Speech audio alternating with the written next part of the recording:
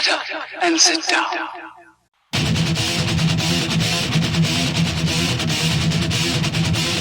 Hello and welcome everyone to episode number 3 of Jeffroid Rants. My name is Jeffroid and I will be your host. In today's episode, I'm going to vent about the California exodus and California in general, our criminal politicians, voting, and boobs.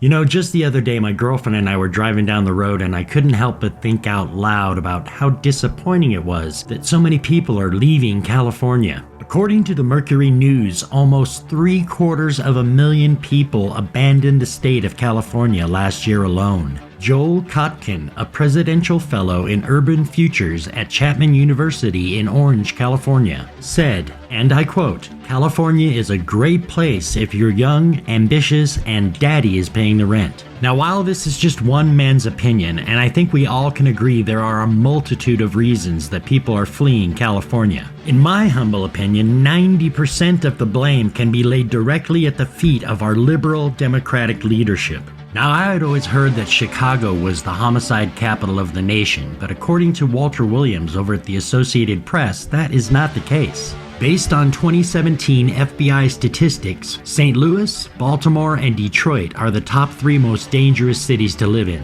And of the 20 most dangerous cities in the United States, 19 of them had Democratic mayors. And in many of these cities, the Democratic Party has ruled for half a century or more. And according to U.S. News, as of December 2019, the urban areas with the highest number of homeless people are New York, Los Angeles, Seattle, San Diego, and San Jose. Now, besides the fact that 3 out of the 5 areas are located in my once great home state of California, is anyone else noticing a pattern developing here? I mean, you gotta go pretty far back to find a Democrat who put the American public first, and well, we all know what happened to them. Now, even if I was somebody who had just blindly voted Democrat for years, which I can assure you I am not, I would have long since grown weary of the sheer ineptitude, lack of moral or ethical standards, the obvious contempt for, and the blatant disregard of the constitutional rights of its own law-abiding, hard-working, tax-paying citizens.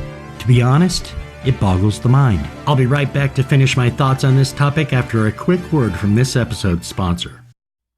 Ember Mountain Glass, creating beautiful, one-of-a-kind, handmade, custom glass art pieces for satisfied customers for over 15 years. No job is too big or too small, and you can support a local artist and this channel at the same time. You can find them on Facebook and Instagram, or you can call them at 909-967-5333. And now, on with the show.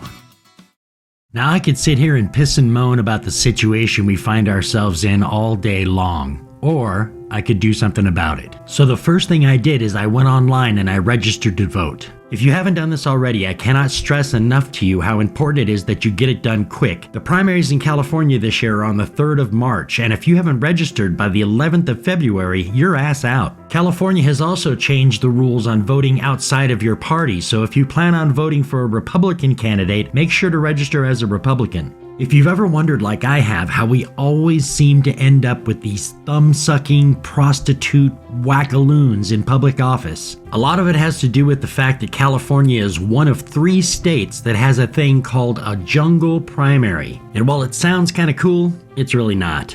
Basically how it works is this. Instead of normally where you have the Republicans and the Democrats have a primary to elect a candidate, all of the party's candidates compete against each other in the primary, with the top 2 vote getters regardless of what party they belong to going on to the final election. And that is how we end up with asshats like this clown, and that is why California is in the state it's in. But don't you worry, Mr. New Scum, I'll have a whole video dedicated just to you coming up soon. Now, I really don't care which side of the political aisle you sit on. Every once in a while you're just going to elect somebody who's not too bright and makes really bad decisions. But there's like an invisible, unforgivable line that a politician crosses when he lies, cheats, and steals from the very people who put him in office. Now, maybe somebody can help me out here. I always thought I was pretty good at math, but how does a career politician who just started making $224,000 a year and who in 2009 declared a net worth of just under $22 million in the span of 6 short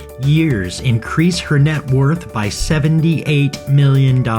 And the media would have you believe that this can all be explained and attributed to stock gains and smart investments. And she wants to see Trump's tax returns? Man, alcohol make you brave. I couldn't help but wonder if any of Nancy's stellar investment returns had anything to do with Obama bailing out big banks and businesses. Well, it's nice to know that $700 billion can help somebody. I know I didn't get my check. And I guess the streets of San Francisco, Nancy's very own district, are only a sanctuary if you're here illegally and you commit murder. The truth is not always pretty, and the facts and apparently the years have not been kind to Nancy. Now at this part of the video, I'd like to take a moment to thank all of you who are still watching. And if you like this video, please give it a thumbs up and please leave a comment. I read and try to respond to every single one of them. You could also subscribe and hit the bell notification, that way you get notified when I release my next video. Or if you'd like to become a direct partner in crime, you can go to our GoFundMe page and donate to Hemp Dog Productions. The link will be in the description. But the absolute best thing you could possibly do is simply share this video. Now in closing, I'd just like to say not all hope is lost. I think we've all seen and can testify what can be accomplished in 3 short years if you just have the right leadership. And in my humble opinion, the Democrats have had their chance. It's time to put the Republicans back in charge. So get off your ass, get registered, vote Republican in 2020, and let's make California great again. Because personally, my days of running away from anything are far behind me. Oh yeah, and I almost forgot. Here's that spectacular pair of boobs I told you I was going to talk about. Gotcha. Peace, everyone.